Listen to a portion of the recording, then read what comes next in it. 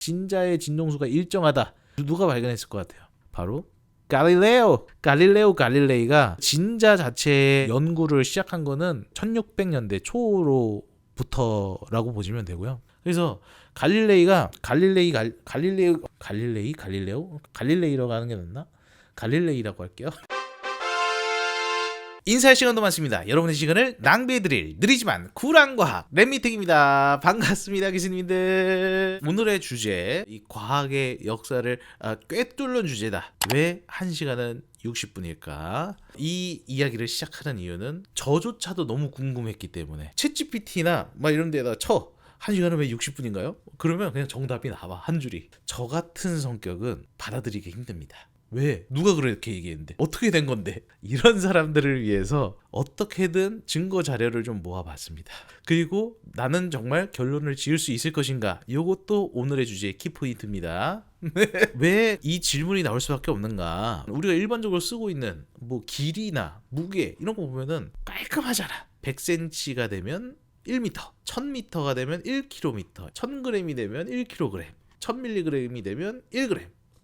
깔끔하잖아요. 그죠? 깔끔하죠. 단위들 보면은 깔끔합니다. 오늘 또 십진법을 쓰니까. 근데 시간은 달라. 시간은 엉망진창이야. 1시간은 60분, 1년은 365일, 1년은 12달이기도 하죠. 그리고 시간은 또 24시간이야. 일주일은 7일이야. 엉망진창이야. 규칙이 없어, 규칙이. 요게 바로 오늘의 주제가 시작된 이유입니다. 시간이라는 게 굉장히 중요한 단위잖아요. 누가 이걸 정의했고 왜 우리가 이걸 쓰게 됐는가. 오늘의 이 랩미팅은 어떻게 갈 거냐면요, 그동안은 제가 역사적 흐름대로 설명을 했잖아요.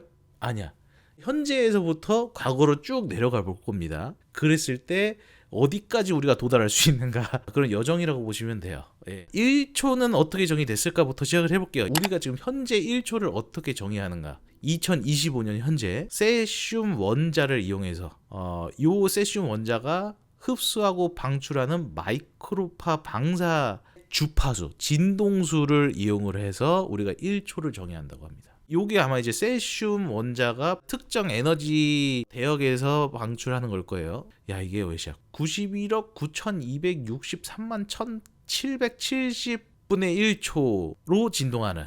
네. 그러니까 1초에 91억 9263만 1770번 진동하는 마이크로파를 가지고 정의를 하는 거예요. 요거에 비례해서 어떻게 보면 1초가 굉장히 정확도가 높아질 수 있겠죠. 요게 이제 원자시계의 어떤 실험 장치라고 보시면 돼요. 일단은 기본적으로 세슘 원자가 지나가는 어떤 챔버가 있는 겁니다. 여기서 세슘이 방출이 돼서 들뜨지 않은 세슘 원자들만 골라내서 여기다 보내는 거야.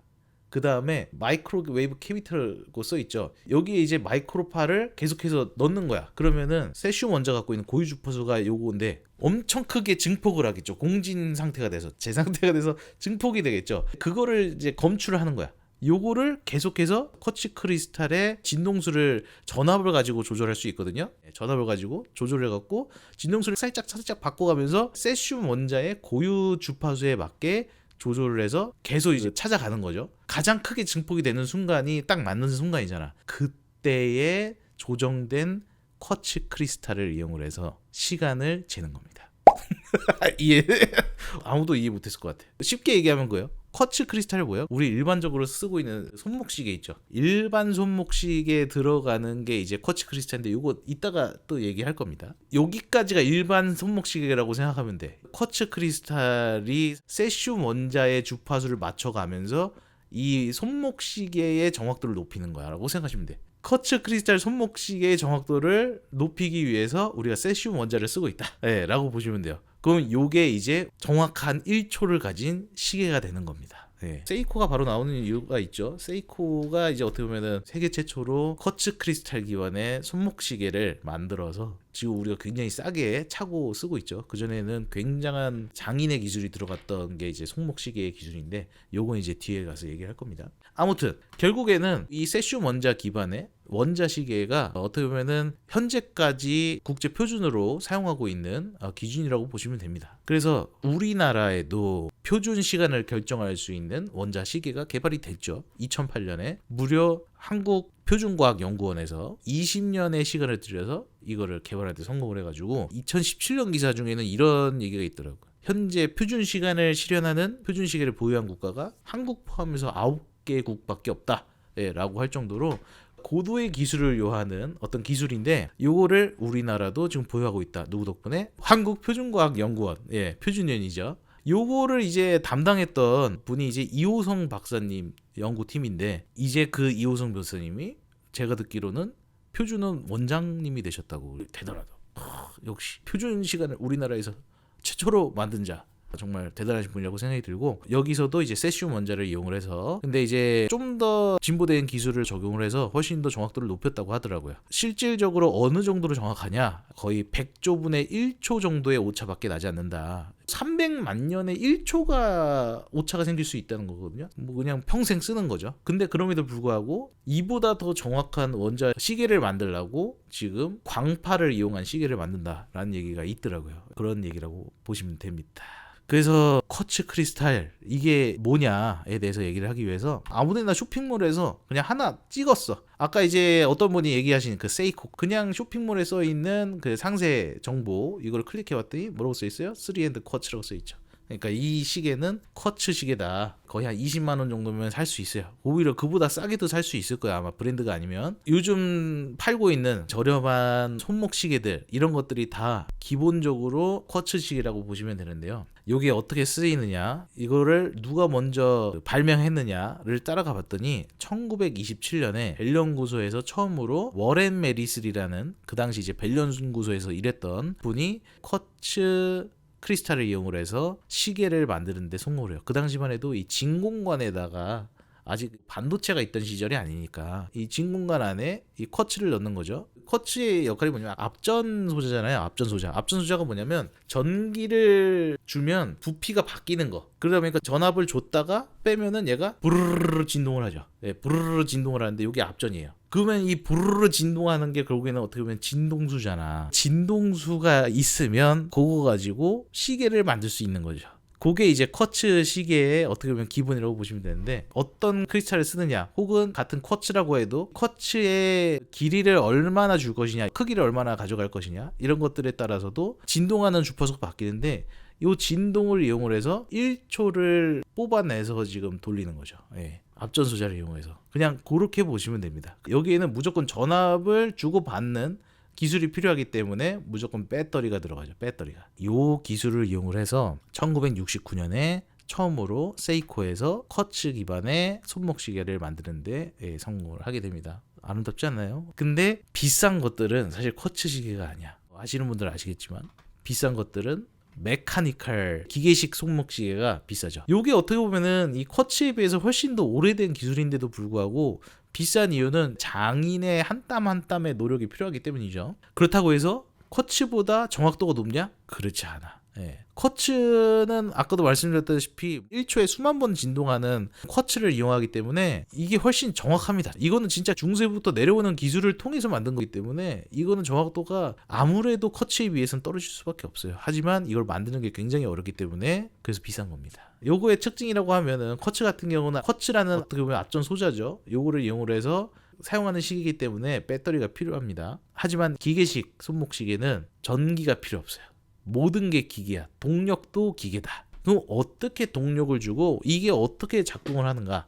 요거는 제가 영상으로 갖고 왔어요. 굉장히 유명한 스위스 시계 브랜드죠. 설명을 너무 잘해가지고 갖고 왔어요. 지금 이게 기계식 손목 시계라고 보시면 돼요. 여기 크라운이 있죠. 요거 보시면 까딱까딱 하는 거. 요게 지금 그 1초를 만들어주는 굉장히 중요한 기술입니다. 얘가 이 톱니가 돌아가는 거를 속도를 조절해 주는 거예요. 여기 스프링이 달려있죠. 이 톱니가 원래는 쭉 돌아야 되는 건데 얘가 돌면서 얘를 쳐주면은 살짝 돌아갔다가 스프링 때문에 다시 원상복귀 되죠. 그러면서 계속 왔다 갔다 하면서 이 톱니를 천천히 돌리게 해주는 1초 간격으로 천천히 돌리게 해주는 역할을 하는 거예요. 이게 굉장히 중요한 이스케이프먼트라는 기술입니다. 이게 이제 크라운이죠. 크라운을 이용을 해서 아까 그 톱니는 원래 쭉 돌아야 된다 그랬잖아. 그럼 그걸 쭉 돌아가게 하려면 어떻게 해야 돼? 제일 쉬운 방법은 뭐예요? 줄자 기술이죠. 줄자 기술. 크라운으로 계속 감아. 태엽 감듯이. 감으면 얘가 쨍쨍해질 거 아니야. 쨍쨍이죠. 그러면 얘가 다시 원상태로 복구하고 싶지. 스프링이니까. 아까 그 스프링을 최대한 감아줬다가 놓으면은 이게 점점 풀리면서 톱니를 돌리는 겁니다. 이게 어떻게 보면 동력원인 거죠. 배터리 대신에 얘가 이걸 돌려서 톱니를 돌려주면 사실 톱니는 돌 수밖에 없잖아. 줄자처럼 쭈르륵 돌아야 되는데 이스케이프먼트라는 장치 덕분에 이게 까딱까딱 1초씩 돌아간다고 보시면 되는 겁니다. 멋있지 않나요? 이 기술의 집약체, 요게 기계식 손목시계의 기본 원리라고 보시면 됩니다. 재밌죠? 자, 그래서 요 이스케이프먼트 기계식 손목시계에만 썼느냐? 아니에요. 사실 요게 어떻게 보면은 옛날 전통적인 시계의 가장 핵심 부품이라고 보시면 됩니다. 과연 어디까지 내려갈 수 있는가 보시죠. 자, 1600년대 후반으로 가면은 저 어렸을 때 할아버지 집 같은 데 가면 진짜 있었는데 괴종시계라 그러나요? 괴종시계?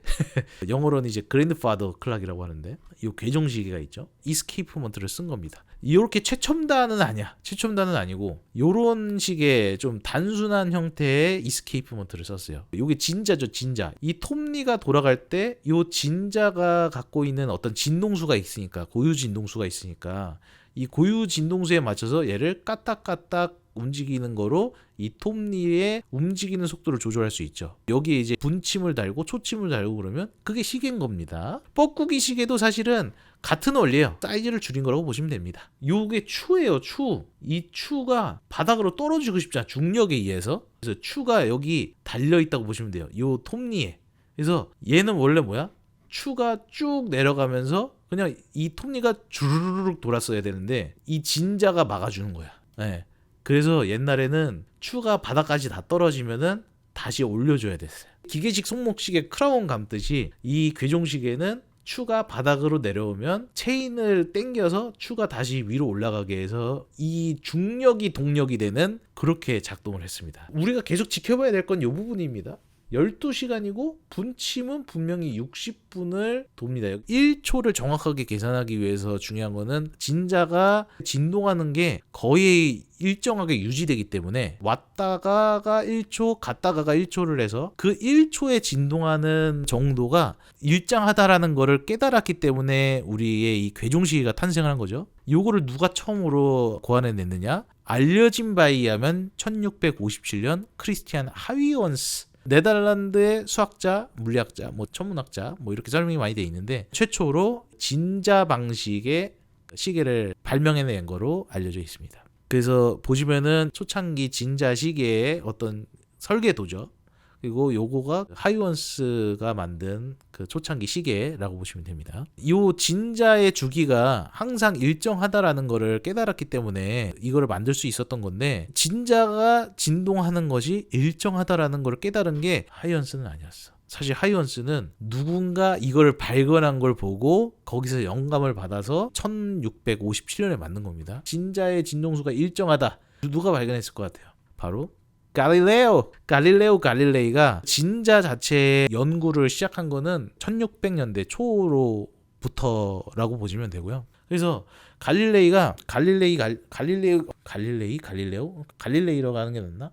갈릴레이라고 할게요. 갈릴레이가 이 진자가 추를 매달고 흔들게 놔뒀더니 요 진동이 일정하다라는 걸 발견했잖아. 그럼 내가 갈릴레이여도 이거 시계로 쓰면 굉장히 정확하겠는데? 라고 생각했을 것 같죠. 그래서 실제로 갈릴레이도 1637년에 아들한테 요 진자를 이용해서 시계를 만들 수 있을 것 같다. 그랬더니 이 아들이 실제로 이걸 만들려고 하는 거예요. 예.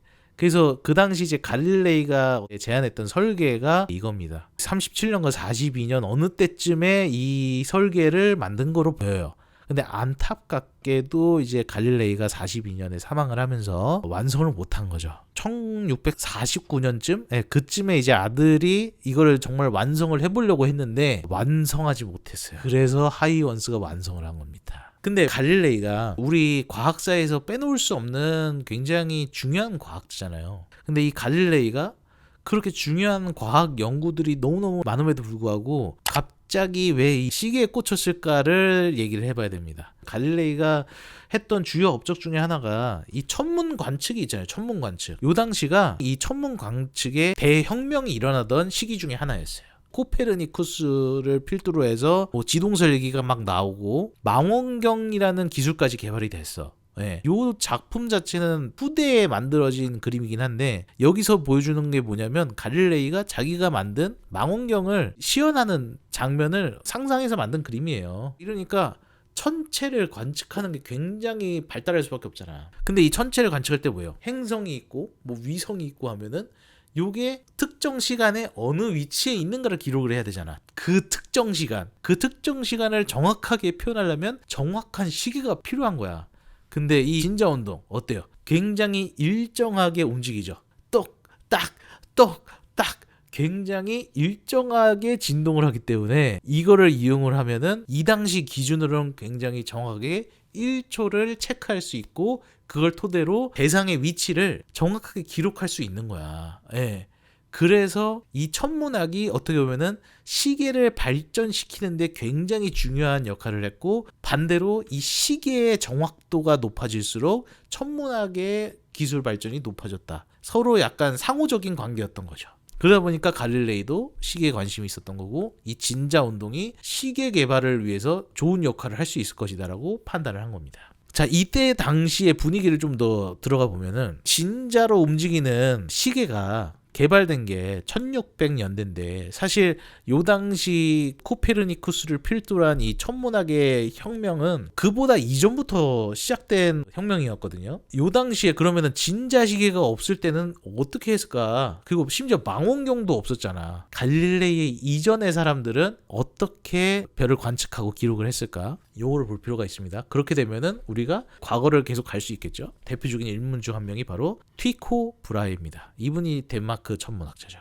이 당시에는 망원경이 없었단 말이죠. 근데 이분이 어떻게 유명한 천문학자가 됐지? 망원경도 없던 그 시절에 굉장히 포괄적이고 전례 없는 정확한 천문 관측을 성공한 인물로 알려져 있는데요. 그 이유는 이분의 시력이 굉장히 좋았기 때문입니다. 망원경 없어도 대충 눈으로 보여.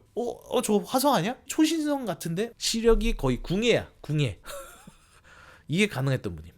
이건 진짜 어떻게 보면은 노력으로 가질 수 없는 태어날 때부터 가진 능력이 있었기 때문에 이 당시에 그 천문학의 발전을 굉장히 많이 도와준 분이죠. 왜냐면은 굉장히 정확한 기록들을 많이 해주셨고 굉장히 방대한 천문학의 기록들을 많이 남겼기 때문에 이분이 또 뭘로 또 유명하냐면 요하네스 케플러의 스승이기도 합니다. 케플러는 시력이 안 좋았다 그래요. 당시에는 티코 브라헤 조수로 들어가서 기록을 남기는 역할을 했었죠. 기록을 굉장히 잘 남겼어. 분석도 잘해. 근데 눈이 안 좋아. 시력이 안 좋아. 이 자리에 앉을 수 없었어. 17세기가 시작되기 전까지. 망원경이 발견되면서 또 굉장히 중요한 업적을 많이 남기셨죠. 케플러가. 그래서 이 티코 브라헤가 맨 눈을 이용을 해서 천문 관측을 했는데 망원경 없어도 어쨌든 시력이 궁예면 가능하다는 건 알겠어. 근데 시계가 없잖아. 정확한 시계가 필요한데 이 시계는 어떻게 구하지? 그래서 이 티코 브라헤랑 같이 협업을 했던 시계 공학자가 있습니다.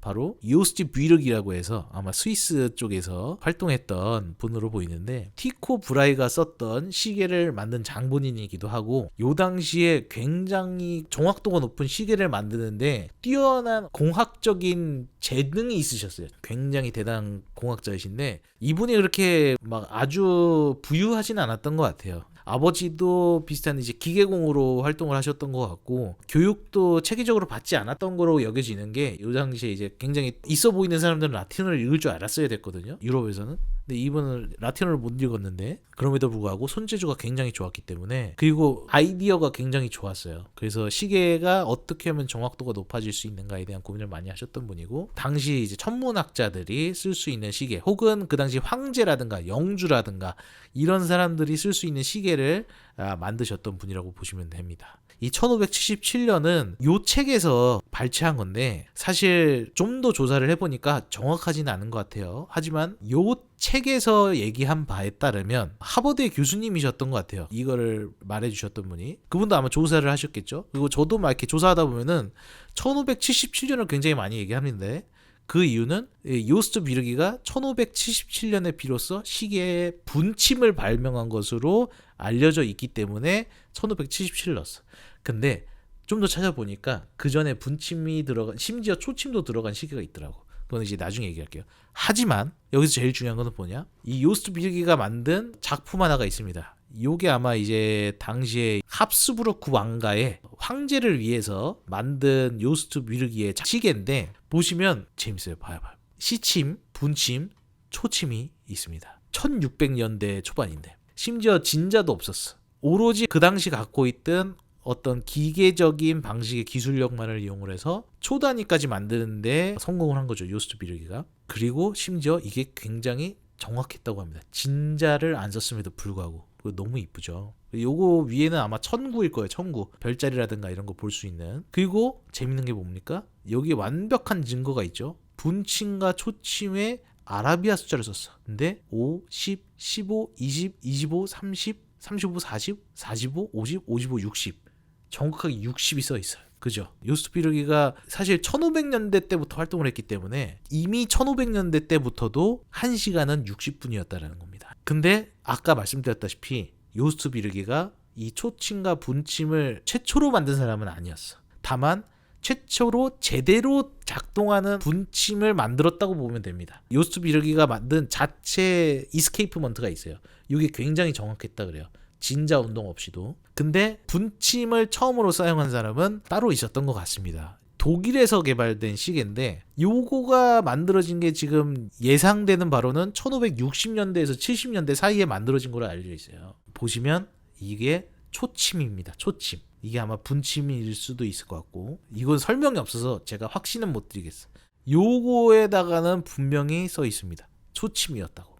근데 문제는 아까도 말씀드렸다시피 제대로 작동하는 분침을 만든 건 어쩌면 요스트 뮤르기일 수 있다라고 얘기한 게 이 당시의 기술은 1분 단위조차도 정확하지 않았어요. 오차가 굉장히 컸어. 해설하시는 분에 의하면 요거는 사실 미적인 이유로 달았을 확률이 높다라고 합니다. 오차 자체는 좀 큰 편이었지만 근데 중요한 건 뭐예요? 심지어 여기에서도 이 1500년대 중반인데 5, 10, 15, 20, 25, 30, 35, 40, 45, 50, 60초를 썼다. 이 당시에도. 물론 이 초침은 정확한 1초를 가리키진 않았습니다. 그 당시 기술력으로는. 다만 시계가 움직이고 있다라는 걸 보여줄 수는 있죠. 톱니가 잘 돌아가고 있다라는 걸 보여줄 수 있는 역할로 했다고 보시면 됩니다. 자, 여러분들 제가 굉장히 중요한 얘기를 해드릴 거예요. 이 자료들 있잖아요. 자료들. 이 실제 사진들. 그냥 단순히 시계의 역사를 검색하면 글만 있어. 글만. 발췌한 것도 책에서 발췌하고 막 이런 것들이 너무 많아. 기어코 실존하는 시계들을 제가 다 찾아낸 겁니다. 와, 얘네 이런 거 찾느라 너무너무 힘들었다. 네, 노력한 걸 알아달라. 맞아요. 네. 그래서 어쨌든 1500년대 중반에 시계를 봤는데 어쩌면 가장 초창기에 초침을 쓴 시계라고 보시면 되고요. 그리고 정말 가장 초창기에 분침을 쓴 게 이건가? 라고 보면 또 아닌 것 같아. 이 책에서 나온 기록에 따르면 알마누스 매뉴스크립트라고 하는 기록서라고 보시면 돼요. 성직자 파울 형제가 집필한 건데 1475년에서 76년 사이에 1년 동안 로마 근처에 머물면서 시계가 어떤 것들이 있는지를 막 조사한 기록이라고 보시면 돼요. 근데 요 기록 중에 분침이 들어간 시계가 있더라라는 기록이 있었다는 겁니다. 자, 그럼 그 사진이 어디 있느냐? 이거냐? 아니요, 못 찾았어요. 요거는 아니야. 요건 아닌데 여기에 수록된 시계들의 형태가 대부분 다 이런 거였을 거라고 지금 보기 때문에 요게 기록에 따르면 아까 말씀드렸다시피 분침이 존재하는 시기가 있었다라는 게 1400년대 후반에 기록으로 남겨져 있다고 했는데 기록은 있는데 실존하는 걸 못 찾았어. 그래서 요 당시에 시계가 어떻게 돼 있느냐를 보기 위해서 갖고 온 겁니다. 예, 이런 식으로 되어 있다고 보시면 돼요. 그럼 여기에서도 진자 운동과 비슷한 어떤 기계식 이스케이프먼트를 썼을 텐데 요때는 어떻게 썼는가 보시면은 톱니가 있죠. 톱니. 이 톱니 위에 보면은 자전거 손잡이 같은 막대기가 있어. 요게 이스케이프먼트 장치의 어떤 핵심인데 이땐 진자가 없었죠. 진자가 없었는데 어떻게 했느냐 보시면 요게 요 당시 한 15세기 16세기에 썼던 갈릴레이가 진자를 찾기 전에 썼던 이스케이프먼트 방식입니다. 얘도 이제 추가 달렸겠죠. 이제 쭈르륵 내려가려고 하는데 얘가 그냥 치는 거야. 얘는 진자가 아니잖아. 얘가 그냥 치면은 돌다가 다시 원상으로 돌아와요. 예. 왜냐면은 요 꼬다리랑 요 꼬다리가 90도 각도로 틀어져 있죠. 그러니까 얘를 치면 얘가 돌아가면서 얘를 쳐. 진자가 아니라 이 톱니의 날을 이용을 해서 1초를 만든 거예요. 딱 봐도 정확하기 힘들어. 그 당시에는 뭐 이제 철 가지고 만들기도 했지만 얘가 돌아가면서 치잖아. 그럼 이 톱니가 그냥 1초로 멈추는 게 아니라 잠깐 뒤로 간다. 그죠? 살짝 뒤로 갈 수밖에 없어. 그리고 굉장히 마모되기 쉽게 생겼고 오래 못 갈 것 같죠. 이게 오차가 많을 수밖에 없는 거다. 이때는 거의 뭐 분 단위로 오차가 있다고 보시면 돼요. 예. 하지만 당시에는 이 정도 기술만 돼도 대단한 거죠. 어쨌든 째깍째깍이 가능하게 만들 수 있기 때문에 1초당으로 이제 톱니를 돌릴 수 있기 때문에 그래서 요 당시 이 기술로 성공한 겁니다. 이제 이 중세 시대까지 시계가 어떻게 개발이 됐는가 요거를 이제 보셨는데 돌고 돌아서 다시 주제로 넘어가면 그래서 왜 1시간은 60분인가 보시면은 중세 때도 이미 1시간은 60분이었어. 요 당시에 시계들의 목적은 천문학에 굉장히 연결이 많이 돼 있었던 것 같죠. 근데 이때 천문학과 시간 단위를 만드는 뭐 이런 과정들을 겪을 때 이 르네상스 중세 시대의 과학자들, 천문학자들이 굉장히 많이 참고했던 서적이 하나 있습니다. 그게 바로 프톨레마이오스의 알마게스트예요. 그리스 시절로 가죠. 고대 그리스 때 완성됐던 책인데 요게 시간이 흘러 이슬람으로 넘어갔다가 르네상스 시기에 라틴어로 다시 번역이 되면서 요게 어떻게 보면은 그 당시에는 이 천문학계의 바이블과 같은 역할을 했던 얘가 아마 이 60분을 결정한 녀석일 수 있습니다. 그래서 그 시절로 갑니다. 인사할 시간도 많습니다. 여러분의 시간을 낭비드릴 느리지만 쿨한 과학 랩미팅이었습니다. 감사합니다, 교수님들.